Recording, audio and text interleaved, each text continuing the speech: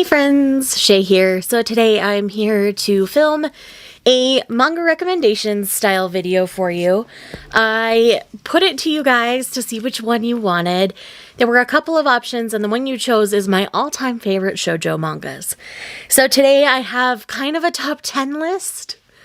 I mean, this is constantly changing except for the top couple, which will be of no surprise to anyone.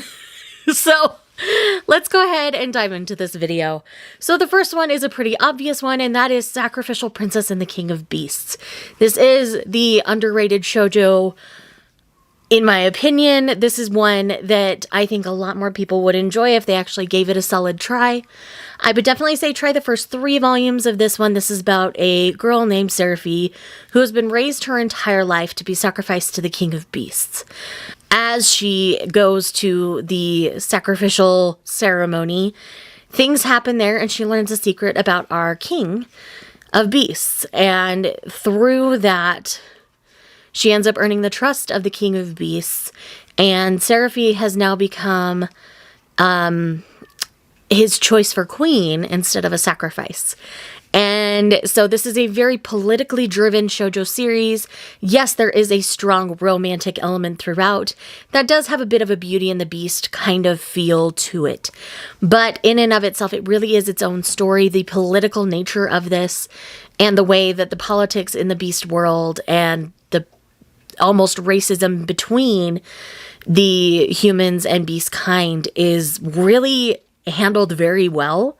And I am very, very happy with this series. Like I say, it is currently my all-time favorite completed series. That means it's above Haikyuu and it's above Fullmetal Alchemist. And that's saying a lot for me because those two are like very beloved favorites of mine.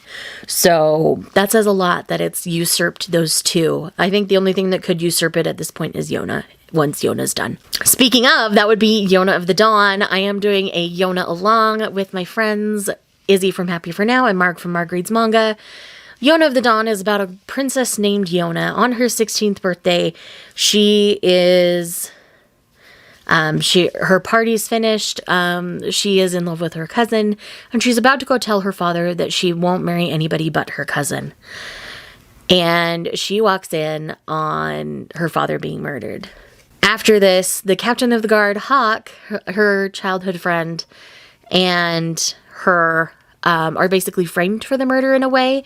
And so they are on the run, and it becomes this political story in which her cousin is now taking over the throne, and there's a lot of political ramifications for all of this happening. It is a truly amazing story. The Yona that you meet in Volume 1 is not the Yona that you have in Volume 5.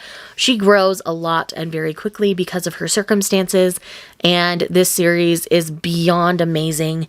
This is the shoujo that I do recommend to everybody in trying. This is an easier sell than Sacrificial Princess and the King of Beasts, just because I feel like the pacing is a little bit better in Yona than it is in Sacrificial Princess.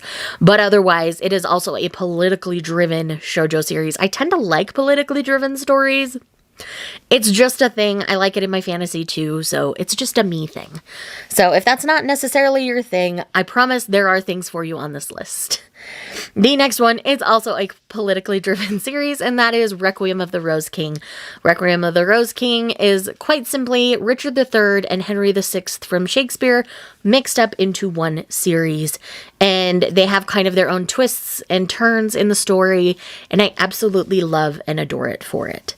There is just nothing I can say about this series because it is amazing. I do prefer reading it to watching the anime, if I'm honest. I feel like the storytelling is a little bit smoother that way. I don't know why. I think it's the layout of the paneling. I think that does a lot for the series. But there are just some really gut-wrenching moments throughout the series. And this is about messy people doing messy things. And it is rich people problems. You're dealing with royalty here. And the expectations that certain people within royalty have. It is dark, it is messy, but it is glorious. And this is another one that I tend to recommend to people who are new to shoujo. They've been reading a lot of shonen and seinen for a long time.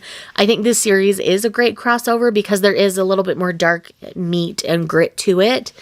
And that is something that most people who are reading shonen and seinen are a little more used to. So that's why I tend to recommend that one quite a bit as well. The next one on here is my favorite magical girl series, and that is Magic Knight Rayearth. Magic Knight Rayearth, I have done an entire video with my reading experience of Magic Knight Rayearth that I'll leave linked in the corner for you. Magic Knight Rayearth essentially follows 3 high school girls who are isekai'd into this magical, fantastical world as the heroes, and things go from there. It's a pretty standard magical girl kind of story. It is 6 single volumes. There are 2 Dark Horse omnibuses. Now that Kodansha has it, they have these beautiful, stunning collector's editions. Those happen to be the ones that I own. They were a Christmas gift to myself last year, and they're still one of my favorite things in my collection. And the series is phenomenal. Again, if you want more detailed thoughts on it, I will leave that video linked for you, because this video is going to get entirely too long if I start to go down that road. The next one I have here is not political at all in its nature, and that is Waiting for Spring. Waiting for Spring is the shoujo that I recommend to fans of Haikyuu. This is a basketball-based shoujo in which we follow the shy girl who becomes the friend of the 4 gorgeous guys on the basketball team, and the basketball team is not allowed to date, and so all the girls have agreed to not express interest in them, but just to admire them from afar. And once she starts to get close to them, that causes some problems, and things go from there. That's all I'm going to say about this particular series, because I think this is one best experienced. There is a childhood friend that comes back into play that tries to win her heart, but her heart is set on someone else. And I like this someone else a lot. If you watch some of my older vlogs, you'll probably see me ranting and raving about it, because this is a series I tend to do that with. There are a lot of ups and downs with the status of relationships and things because of the nature of things and promises made, but I absolutely love and adore it. I think it's sweet. This is complete at 13 volumes. And I absolutely love and adore it. Another 13-volume high school shoujo series is Hatsuharu. Hatsuharu is a shoujo in which we primarily have the male perspective. This guy is kind of the womanizer, the playboy, and this girl comes up to him and like smacks him in the face and puts him in his place because he hurt her friend. And now she is all he can think about.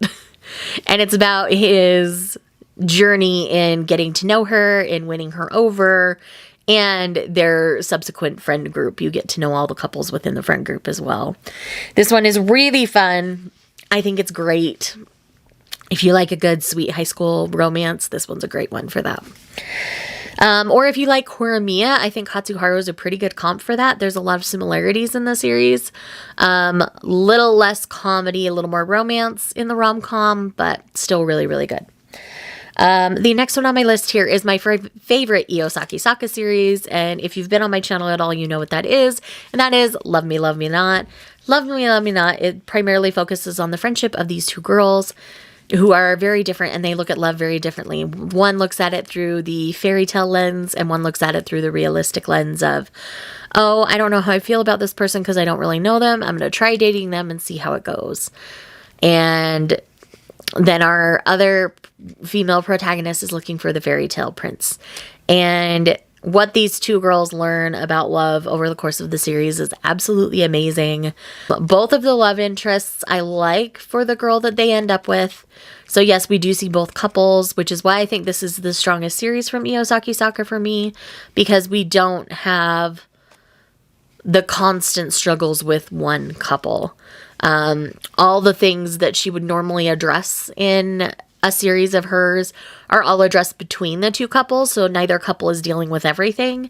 There is a thing early on where you find out that the 2 siblings at one point had feelings for one another, but know that gets put to rest very, very quickly, so don't let that bother you. That's not a thing. The step siblings do not end up together. Period. End of story. With that caveat out of the way, I've got 3 more to share with you. So the next one is my love story. My love story is one of the sweetest shoujos out there, in my opinion. In it, we're following this big guy who has always had crushes on girls, but all these girls ended up falling for his gorgeous, stereotypical shoujo boy friend. And one day he's on the train and he sees this girl getting groped, and he goes in and he protects her. She thanks him, and things start to happen between the two of them. So essentially this series is the story of their relationship and him learning the ways of a romantic relationship because he's not been in one. And so his friend helps him and things, and it's really, really cute. I do really like the friend, and though the big guy's worried about the friend and her, it's very clear that she is not into that guy, into the friend at all. She's only into the big guy, and I love it so much. The series is super sweet. I absolutely love it. Completed 13 volumes. So, so good. The next one on this list is another completed one that's been completed for a while, and that is Honey So Sweet. Honey So Sweet is about the delinquent boy who approaches a girl who showed him kindness and asked him to date her with the intention of marriage. She initially says yes because she's a little bit intimidated and doesn't know how to feel, but as they get to know one another and actually explore their feelings, this relationship is very, very sweet. They don't see anybody else. They're just oblivious to other people who are trying to insert themselves into their relationship. And it's just adorable. This is an 8-volume, super sweet series. I really like how it ends. And I had a great time with this series. I think about it quite a bit. I think I'm due for a reread on this one. It's just one that I love and adore, and I think about a lot very fondly. So I would definitely recommend checking out Honey So Sweet. The last one on this list is another political fantasy one. This one's a little less politics, a little more fantasy, and a little more romance, and that is Snow White with the Red Hair. Snow White with the Red Hair, we are following Shirayuki. Shirayuki is a girl with gorgeous red hair. She is asked to become the concubine of the prince of her kingdom. She's a bit of an independent woman, and she's not going to have that. So she cuts off her hair and leaves it there for him because that's what he really wanted, because her hair was so valuable and such a treasure. And she escapes to the neighboring kingdom, where she ends up running into the second prince named Zen and his entourage, and ends up making friends with them, and she ends up staying in the neighboring kingdom. And things start to progress between Zen and Shirayuki. I'm a huge Zen and Shirayuki fan. I really love the series. I am a couple of volumes behind, but I am very excited to continue. As far as I know, this one is still ongoing in Japan, but this is a really fun series. So if you like a good long series, a slow burn romance, then this is a series for you. Zen and Shirayuki really have a very sweet relationship, and I like that they're both going their own way and growing as they're going through their relationship and time passes. So it's really well done, really, really, really good. I just really love it. So again, those are 10 of my all-time favorite shoujo mangas. And I hope you've enjoyed these recommendations. If you've read them all, let me know down below. Let me know which ones you want to pick up that I talked about today. If you're here just because you love me, leave me a... Let's just leave a red heart emoji. Let's just be plain today. And I will see you guys in the next one. Bye. It's been raining for days now. Been running like a child. Can't feel the cold. Well, I'm lost here with you. Lost in the woods. Lost as I should.